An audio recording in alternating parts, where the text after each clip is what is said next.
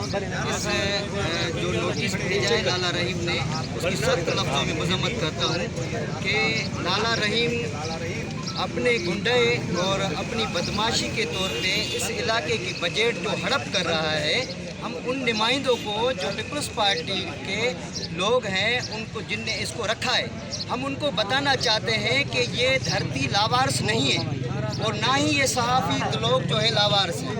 इनका आवाज़ ऊपर तक जाता है और ये हर आवाज़ को बुलंद करते हैं। आप उसको दबाना चाहते हैं कि तुम्हारे राज फाश नहीं हो।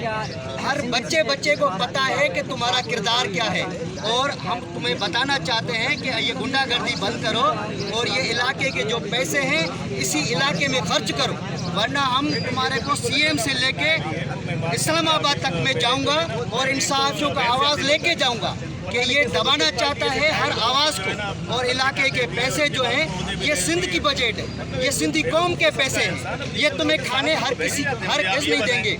और तुम याद रख कि जो तुम्हारे साथ जो गुंडागर्दी करते हैं हम उनको भी देखना चाहते हैं और हम भी गुंडागर्दी करना चाहते हैं, ऐसी बात नहीं है।